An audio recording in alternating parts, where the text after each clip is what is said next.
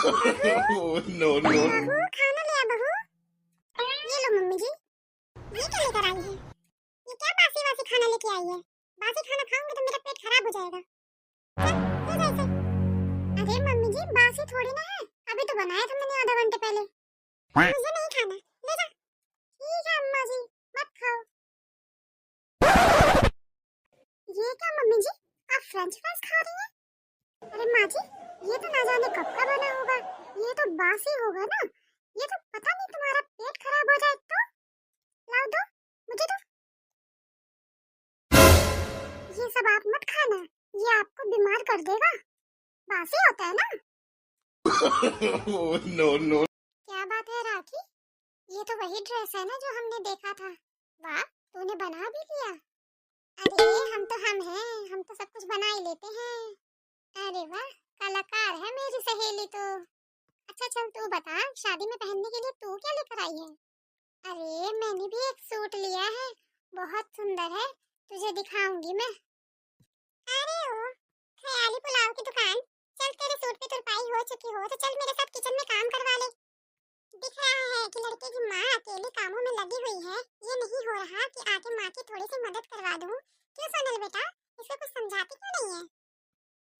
अरे आंटी जी, ये तो है ही कामचोर, इसको तो बस कामों से बचने का मौका चाहिए।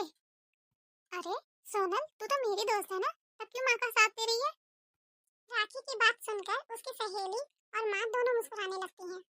राखी एक गरीब लड़की थी, उसके भाई की शादी होने वाली थी, इसीलिए वो अपने भाई की शादी में पहनने के लिए अच्छे अच्छे कपड़े सिलती है। अपने भाई के लिए वो बहुत खुश थी और वो एक घर में हंसती चहकती लड़की थी, जिसने अपने पूरे परिवार को हंसी खुशी से पूरा घर भर रखा था और सबका मन बहला के रखती थी। देखते देखते ऐसे ही दिन गुजर चुके थे और अब उसके भाई की शादी भी हो गई थी। नई बहू के आने पे पूरे घर में खुशी का माहौल था और घर में सब हंसी खुशी चल ही रहा था। तब राखी की भाभी कामिनी घर के द्वार पर गृह प्रवेश के लिए खड़ी हुई थी और राखी उसका गृह प्रवेश कर रही थी। अरे वाह, मेरी भाभी आ गई, अब तो मैं घर पे अकेले अकेले बोर नहीं होंगी। हाँ हाँ बेटा, अब तेरी तरह बोलने वाली तुझे एक भाभी मिल गई। अच्छा चल जल्दी जल्दी कर, गृह प्रवेश करवा, तेरी भाभी भी थक गई होगी। जी माँ, करवा तो रही हूँ। देखा भाभी, इतना अच्छा ससुराल आपको कहीं और नहीं मिलता, इतनी केयर करने वाला, आपकी देखभाल करने वाला, आपके बारे में सोचने वाला। अरे हाँ ननद जी, तुम जल्दी जल्दी मेरा गृह प्रवेश करवाओ, मुझे उलझन सी आ रही है, मुझे जल्दी से अपने कमरे में जाके आराम करना है। ठीक है भाभी, माफ करना हमने आपको इंतजार करवाया। अब कामिनी की बात सुनकर राखी को थोड़ा अजीब लगा, लेकिन उसने बातों को पलट दिया। राखी ने अपनी भाभी का गृह प्रवेश करवाया और वो अपने कमरे में आराम करने के लिए चली गई। अब कामिनी अपने कमरे में आ चुकी थी। आज कामिनी की शादी के बाद पहले दिन रसोई का था और आज इस दिन सभी के लिए कामिनी ने खीर पूड़ी सब्जी रोटी सब कुछ बनाया था। आप लोगों ने पहला खाना खा तो लिया मेरे हाथ का, लेकिन किसी ने बताया नहीं कि कैसा बना है कैसा नहीं। अरे भाभी, खाना तो बहुत अच्छा बना है। अच्छा हुआ तारीफ कर दी, मैंने तो शादी से पहले सीरियल में देखा है कि सास और नंद कभी भी बहू के खाने की तारीफ नहीं करती हैं। चलो ठीक है, मैं कुछ देर अपने कमरे में सोने के लिए जा रही हूँ, सुबह सुबह काम करके बहुत थक गई हूँ। अब ऐसा बोलकर कामिनी अपने कमरे में चली जाती है। उसका ऐसे बर्ताव पूरे परिवार को अच्छा नहीं लगता, लेकिन वो इस चीज को टाल देते हैं। अब ऐसे दिन गुजरते गए, ससुराल में आए हुए कामिनी को अब एक हफ्ता हो चुका था और इस हफ्ते में कामिनी ने अपनी पहली रसोई के अलावा घर में और कोई काम में भी किसी की मदद नहीं की थी। इसी वजह से राखी अपनी भाभी को बोलने के लिए उसके कमरे में आती है। कामिनी भाभी, क्या करने के लिए इस घर में आई हो? क्या मतलब क्या करने आई हो? मेरा ससुराल है तो मेरा घर है, ये मेरा हक बनता है यहाँ पे रहने का। तो मैं भी तो वही बोल रही हूँ भाभी कि आपका ससुराल है तो इसमें सिर्फ आपके खाने पीने की ही परवाह होती है, दूसरे खाने पीने की नहीं होती है क्या? कभी आपने ये सोचा है क्या, मेरे ससुर हैं, सास हैं, मेरा पति है, ननंद है, उनके बारे में कभी आपने सोचा? क्या मतलब, क्या बोलना चाहती हो तुम मुझे? यही कि आपकी शादी को अब एक हफ्ता हो चुका है और आपने एक सुई को भी इधर से उधर नहीं किया है और आपके कमरे से भी मुझे झाड़ू निकालनी पड़ती है। अब आप ये बताओ, क्या ये बात अच्छी है? आप घर का कोई काम क्यों नहीं देखती हो? अरे मैं तो इस वजह से कुछ नहीं करती थी कि मैंने अपने मायके में कभी कुछ नहीं किया है। मैं तो यही सोचती थी मुझे कोई कुछ नहीं बोलता तो ये मेरे बिल्कुल मायके की तरह होगा, और मैं इसलिए किसी काम में हाथ भी नहीं लगाती थी। मैं तो यही सोचती थी कि मेरा ससुराल भी मायके की तरह होगा। लेकिन मुझे क्या पता था कि मेरे ससुराल वालों के मन के अंदर मेरे प्रति इतना खेद भरा हुआ है। अरे भाभी, कौन सी ऐसी बहुएं होती है जो ससुराल आने के बाद काम न करे, और कौन सी ऐसी बहू होती है कि जो नहीं चाहेगी उसका परिवार सुखी हो और वो कोई काम न करे। तुम क्या कोई लफड़ा करना चाहती हो क्या? अगर करना चाहती हो तो बोल दो, फिर मैं अपने तरीके से देखूंगी। क्या देखेगी बहू तू? अभी इसकी माँ जिंदा है, ऐसे इसको आंखें मत दिखा। चढ़ जाओ, सही बोलते हैं सब सब मेरे ऊपर ही चढ़ जाओ। सही बोलते हैं लोग, ससुराल में कभी भी बहू बेटी नहीं बन सकती। मैं तो आज बस ये सोची थी कि ससुराल वालों के लिए अपने हाथों से खाना बनाऊंगी। अब मैं कुछ न बनाने वाली। आप लोगों की ये हरकतें देखकर मेरा तो मन अब उब गया है। मैं आप लोगों के लिए कुछ नहीं कर सकती। अब ये सब सुनकर राखी और उसकी माँ उस कमरे से चली जाती हैं। देखा माँ, ये औरत कैसे बोल रही है। सुबह से एक बर्तन तक नहीं किया होगा और हमें ही आंखें दिखा रही है। अब इन महारानी को कुछ कह दो तो बुरा मान जाती हैं। अब मुझे ही घर का सारा काम करना पड़ेगा।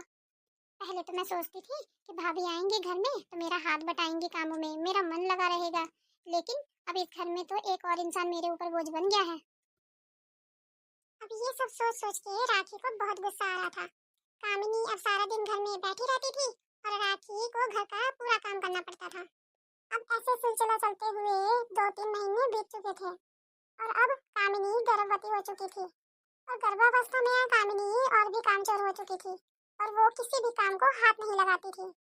अब घर का सारा काम राखी को करना पड़ता था। माँ, मैंने भाभी के लिए कुछ ड्राई फ्रूट्स निकाल के रखे हैं, भाभी को बोलो खुद आके ले जाएं। अरे बेटा, क्या ही बोलूं जाके उसको, तू जानती तो है वो कुछ सुनती तो है नहीं। अब तो वो गर्भवती है और तुमको तो कुछ भी नहीं सुनेगी। एक काम कर बेटा, तू ही जाके दे आ उसको उसके कमरे में। माँ, देखने में तो घर में एक ही बहू है, लेकिन इस घर की ही बेटी घर की नौकरानी बनी हुई है। चलो कोई नहीं, मैं ही दे आती हूँ जाके। अब राखी मुंह बनाते हुए कामिनी के कमरे में उसको ड्राई फ्रूट्स देने जाती है। वहाँ जाके तो वो देखती है कि कामिनी तो अपने फोन में लगी हुई थी। ये लो भाभी, आपके ड्राई फ्रूट। हाँ, यही रख दो। हाँ सुनो, और राखी, क्या मुझे एक गिलास पानी मिलेगा? हाँ, ला दूंगी। ये लो भाभी पानी। हाँ, लाओ दो। लो। अच्छा भाभी, मैं आपसे एक बात पूछूं? हाँ, पूछो। मैं आपकी इतनी सेवा कर रही हूँ और आप प्रेग्नेंट हो, और आपकी प्रेगनेंसी में भी मैं आपका सारा काम करती हूँ, और आप ये बताओ कि इसके बदले में मुझे क्या मिलेगा? तुम्हें मुझसे क्या चाहिए और क्या खतरनाक सेवा कर रही हो तुम मेरी? बोलो। भाभी, दिन रात मैंने आपकी सेवा में दिन रात एक किया हुआ है। भाभी, कुछ ना सही तो कम से कम इतना तो अधिकार दो कि जब बच्चा हो तो मैं उसको एक नाम ही दे सकूं। नहीं, बिल्कुल नहीं। मैंने बच्चों के नाम पहले से ही सोच लिए हैं। लड़का होगा तो उसका नाम राजू होगा और लड़की होगी तो उसका नाम रानी। और वैसे भी तुम कितना मेरी सेवा में दिन रात गुजार रही हो। तुमने बस एक ड्राई फ्रूट्स क्या ला के दे दिए, और वो भी जो मेरे मायके से आया हुआ है। इतना बड़ा क्या एहसान कर दिया मुझ पे। भाभी, सामान की क्या, जो मायके से ले लो या दुकान से। अरे भाभी, जो आपके लिए मैं खाना बनाती हूँ, कम से कम बनाती तो मैं ही हूँ ना, कम से कम उसी का ही एहसान मान लो। तुम्हें मुझसे अपने एहसान मनवाने हैं, लेकिन किस लिए? तुम कहना क्या चाहती हो? कुछ नहीं भाभी, बस माफ करना मैंने अगर आपसे कुछ कहा हो तो। राखी अब ऐसे बोलते हुए उसके कमरे से बाहर निकल आई। कामिनी कभी भी राखी को अच्छे जवाब नहीं देती थी। राखी हमेशा उसके कामों में लगी रहती थी, लेकिन कामिनी ने कभी भी राखी को प्यार से 2 शब्द न कहे। अब राखी इतने दिनों से काम करते करते थक कर टूट चुकी थी, और तो और वो शरीर से इतनी कमजोर हो चुकी थी कि उसे खाने पीने का भी होश चेत न था। सुबह का खाना वो शाम को खाती, शाम का खाना अगली सुबह। ऐसे चलते चलते 2-3 महीने बीत चुके थे। अब ऐसे करते करते दिन बीतते चले गए। अब राखी का रिश्ता हो चुका था। राखी की भाभी को एक प्यारी सी बेटी हुई। अब राखी अपने ससुराल जा रही थी। अब राखी एक बहुत बड़े ससुराल की बहू बन चुकी थी, लेकिन उसे क्या पता था उसकी जिंदगी में असली दुख तो अब लिखा था। आज राखी ने अपने ससुराल में गाजर का हलवा बनाया था। माँ जी, ये लीजिए, मैंने आपके लिए गाजर का हलवा बनाया है। तो रख दे यहीं पे, मेरे सर पे क्या खड़ी है लेके? रख यहीं पे और जा यहाँ से। तुझे बिल्कुल भी अक्ल है कि नहीं है? नई नवेली दुल्हन है, कम से कम तौर तरीके तो सीख। घर का सब काम हो चुका है कि अभी तक नहीं? जी माँ जी, मैंने कर दिया है सब काम। अच्छा, वो कपड़े? जी माँ जी, अभी धो लेती हूँ। अब ऐसे करते करते राखी को ससुराल में आए काफी दिन बीत चुके थे। राखी को ससुराल में उसके सास ससुर बिल्कुल भी पसंद नहीं करते थे और उसे कोई भी सपोर्ट नहीं करता था। सिर्फ उसका पति ही था जो उसे समझता था। अब राखी प्रेग्नेंट थी, लेकिन उसका ध्यान रखने वाला कोई नहीं था। माँ जी, ये लीजिए खाना। हाँ, रख दे यहीं पे और जा यहाँ से।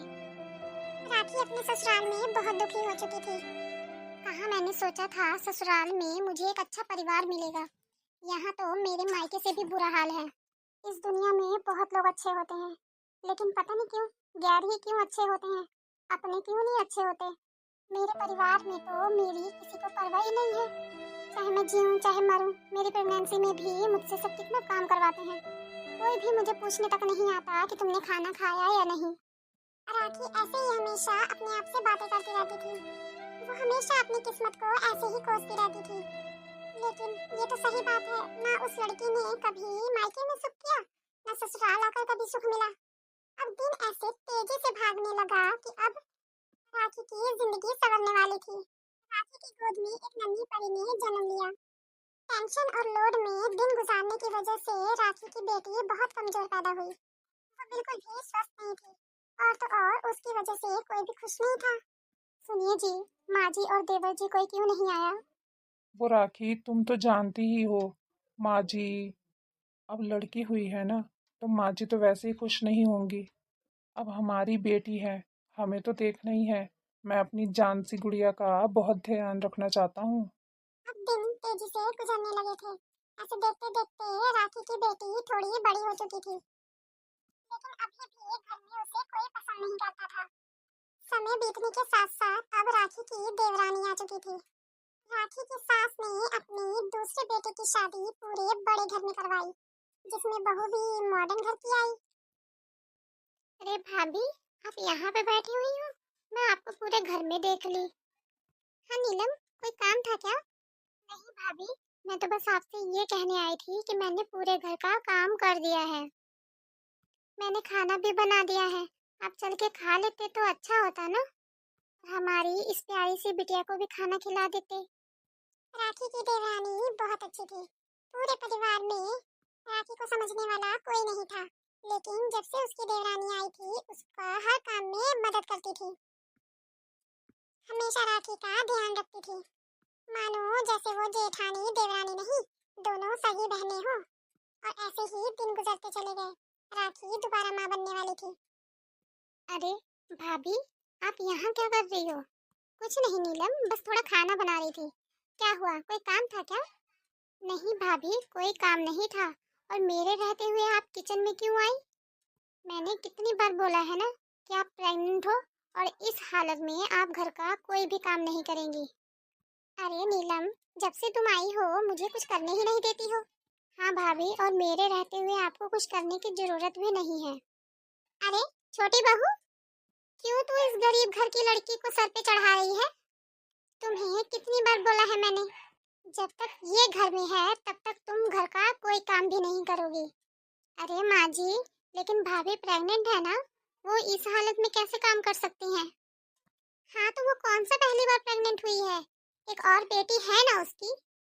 हाँ माँ जी, वो बात तो ठीक है, लेकिन आपने देखा ना कि भाभी कितनी हालत कमजोर हो गई थी और बेटी भी हमारी कितनी कमजोर हुई थी। इस हालत में उनको आराम और खुश रहना चाहिए। और घर के काम वो जरूरी नहीं है क्या? अरे तो माँ जी, मैं उसके लिए हूँ ना। नहीं, तुम नहीं करोगी। नीलम, तुम माँ से ऐसे मत बोलो। नहीं भाभी, आप चुप रहिए। आज तक आपने बहुत किया, अब नहीं। अब आपको हमारी जरूरत है।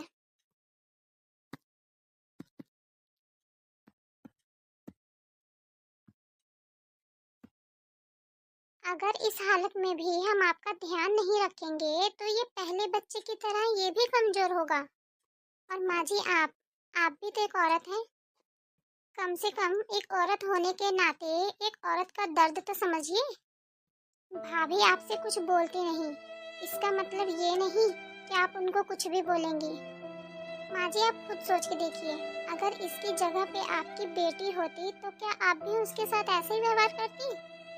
मैं मानती हूँ माँ जी कि बहुओं का फर्ज होता है ससुराल देखना, लेकिन बहू की बीमारी हालत में या कोई भी तकलीफ हो, बहू का साथ देने वाला कोई ना हो, एक गिलास पानी पूछने वाला ना हो, तो ससुराल किस काम का? माँ जी, हम आपको कोई तकलीफ नहीं देना चाहते, बस आप हमारे बारे में सोचिए कि हम भी किसी की बेटी हैं। हम किसी घर में आते हैं, कुछ हमारे भी नए सपने होते हैं जो वहाँ पे हमें भी कोई समझ सके। हाँ बहू तो बिल्कुल ठीक कह रही है। बहू, मुझे माफ कर देना, मैं कभी भी बड़ी बहू को समझ ना सकी। उसने हमेशा मेरे घर का काम किया और इस घर को अपना माना। मैंने उसे कभी भी बेटी नहीं माना, लेकिन उसने अपना फर्ज खूब निभाया और हमेशा मुझे माँ का सम्मान दिया। बहू, मुझे माफ कर दे बहू। माँ जी, आप माफी मत मांगिए। माँ जी, हमें आपसे कुछ नहीं चाहिए, बस हमसे प्यार करिए और कुछ नहीं। हम हमेशा आपका आदर सम्मान करेंगे। हाँ बहू। परिवार हमेशा एक दूसरे के सम्मान से बनता है और हमेशा एक दूसरे का सम्मान कीजिए और हमारे इस चैनल को सब्सक्राइब कीजिए, लाइक कीजिए।